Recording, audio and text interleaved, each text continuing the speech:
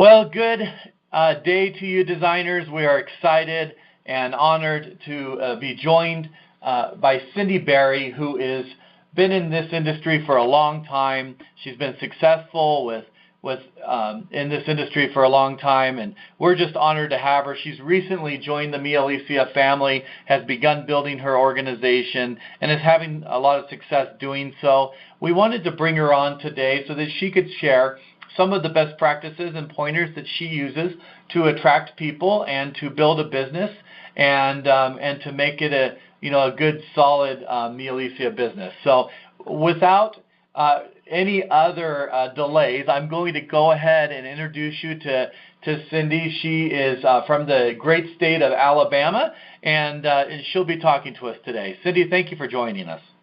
Oh, thank you, Sean. I'm so honored that you asked me to share. I'm excited to talk with you today about my passion, which is team building and truly working your business as a business and not a hobby. I just absolutely love direct sales. My first direct sales experience actually was with Avon when I was 15 years old.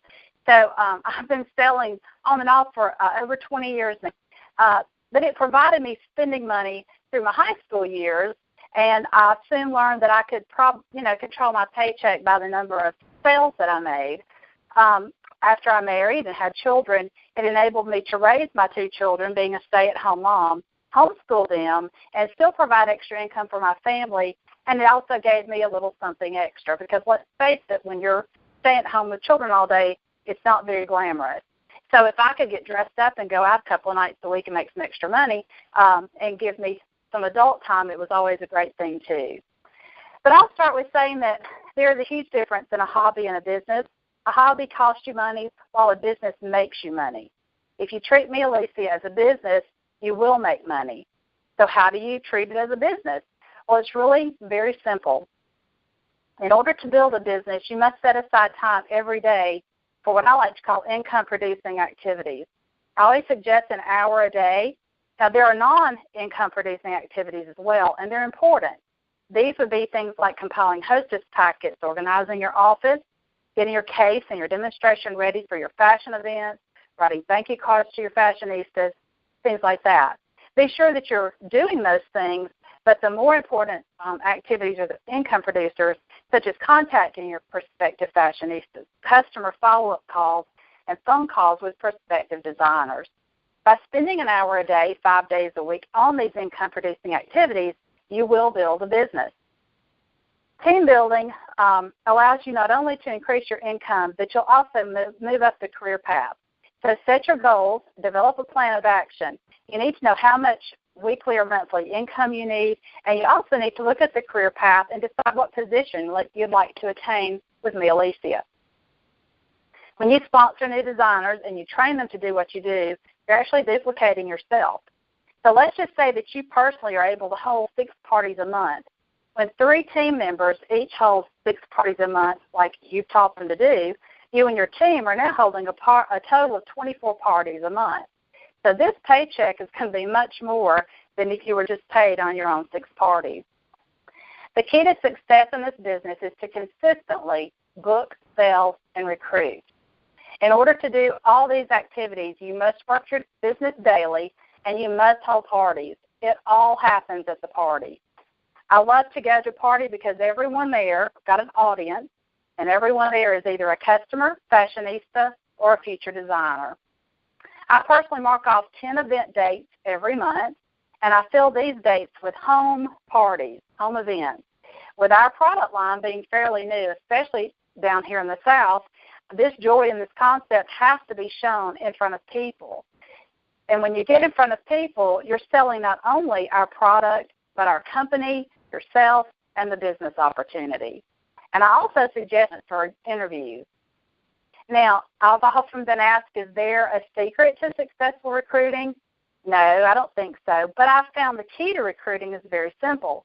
You must tailor the opportunity to fit the needs of your prospect. This business offers extra income, opportunities for travel, prizes, personal growth and development. It builds self-confidence, and it offers friendships, among other things. But first, you have to find out what the needs are in her life. So let's say you're talking with a college student.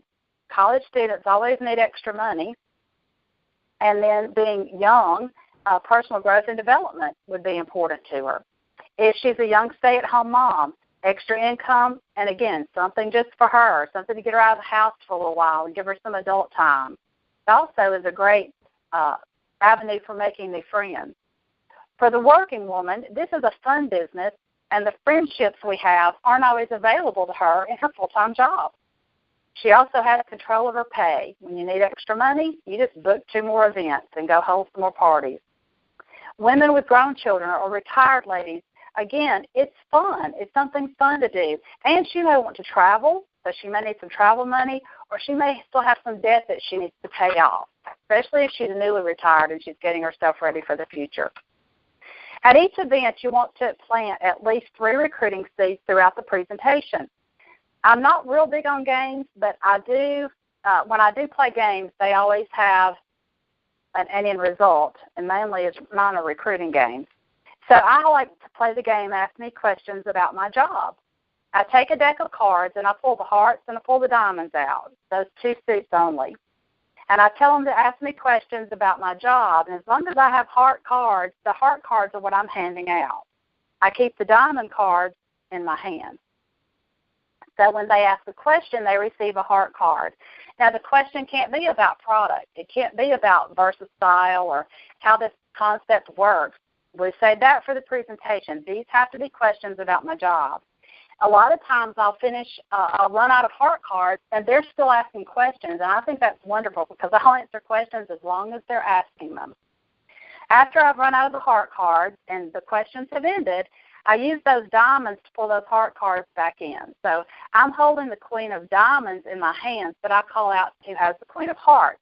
I collect the card back, and I just collect each card back until the last person or the last lady there is holding the last heart card, and she's obviously the winner. And then I get a little prize for that. Again, play games with a purpose that are going to have a return on your investment. Now, I never give too much information. I once heard it said you don't want to be like a rash and be all over them. So I never give too much information. I always leave them wanting more. My favorite question that I ask when I'm doing the one-on-one closing, because I always do one-on-one closings at my event, I always ask for a booking, and I always ask her this question: have you ever thought of doing what I do? And it may surprise you that I would say probably 85 to 90% of women have thought of doing this business, but for one reason or the other, they've never been offered the opportunity, or they've just never had the self-confidence or whatever to start it. So when I ask her that, depending on her response, I'll say, well, I think you'd be great.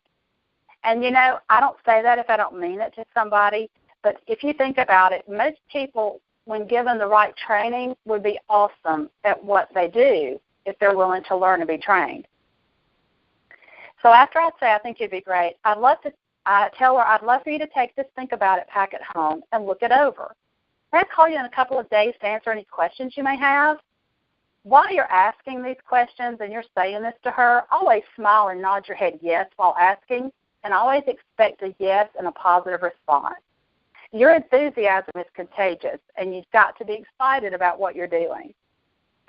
In my Think About It packet, I keep it very simple. I put a catalog, the new concept brochure, the DVD that explains the concept, a copy of our Success Start, our compensation plan, and my contact information. And a business card is great to use for your contact information. And I will stress, do not ever let a piece of literature leave your hands without your contact information on it. You don't know where it'll wind up. I heard the story one time of a catalog that wound up in a doctor's office with no contact information on it. They called home office. They signed up, became a designer with that company, and whoever left that catalog never got the benefit of recruiting that person because their information wasn't there. So always have your information on all of your literature. Now remember, you don't have to know all the answers to sponsor. You can always use your upline. Your upline leader will be glad to call her on your behalf to answer questions or present the opportunity in full. You always want to keep your presentation at your party simple and duplicatable. You've got to make your job look like it's fun, which I truly think it is. It's a party. You want to leave your stress and problems at the door. And don't pick them up until you're on your way back out the door, headed back home. You can take them back home with you, but you've got to leave them outside while you're at your party. You should always be professional, yet relatable. Be able to develop a rapport and make a connection with everyone you meet. Always be willing to share your story. And this is very important. You must ask questions to find out her needs, and then you've got to be able to overcome any objections. I love the feel, felt, found method. I know how you feel. I felt the same way, but I found, and that's how you overcome an objection. If she's shy, you could simply ask her, well, if I gave you a script to follow, could you follow a script? If she doesn't like to stand in front of people, we'll have her sit down. I love to sit in a chair among the middle of my guests when the party's about to start. I'll just sit down because I try to visit with everyone as they come in and get to know them. So sitting in the middle of everybody, I'm not standing up there to do a, quote, presentation. And I'll just start asking questions, and we just kind of start it there. You know, tell me how you know our hostess and tell me a little bit about yourself. As we do little introductions with everybody. So she really doesn't have to stand up there. And if there's not a chair in the middle, just pull a chair up beside the table wherever the jewelry's laid out there. Or, hey, if everybody's standing in the dining room or kitchen, you may not even be, everybody may be standing with you. If she says she doesn't know enough people, remind her that for every 10 people she knows, they know 10 more. So there shouldn't even be a problem. And then fear. I always let her know that I was scared to death at my first party. And then, of course, if you live close enough, go do a launch party for her and work with her as much as you can to get her started. Another thing I try to do is I never, ever prejudge, and I ask everyone. To get one new designer, you must talk to 10 people minimum. And I'll have a separate list of names for my prospects, just like I have a list of names for bookings. So when you start I say 100 names when you start your business, I try to break those out. I have some that I'm going to ask for bookings, and I have some that I'm going to present the opportunity to. 9 times out of 10, they start as a fashionista, and then they wind up as a designer. I really like for them to hold a party with me first to see what everything's about. You can use this list, also your list of prospect names, to set up your interviews. Remember I said to mark off 4 dates each month for interviews? Go down this list. You can meet at a local restaurant or a coffee shop. Keep it really light and simple. Take some versatile pieces along with a think about it packet and introduce her to this awesome company and this awesome opportunity. And again, ask questions and listen. Again, that simple key to success in recruiting is to tailor this opportunity to fit her needs. And lastly, don't be afraid of the word no. You need to develop a thick skin in this business. And remember, when she says no, it's not personal.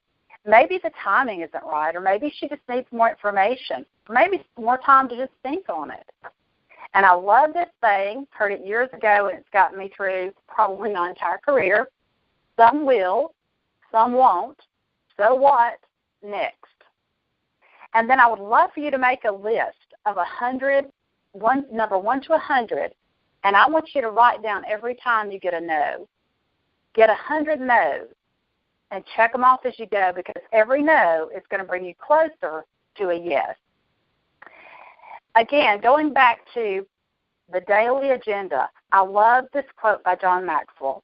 The secret to my success is determined by my daily agenda. So I'd like to encourage you again to set your goals, develop your plan of action, take control of your daily activities, and reach for the stars. I'm certain I'll see you at the top. Thank you.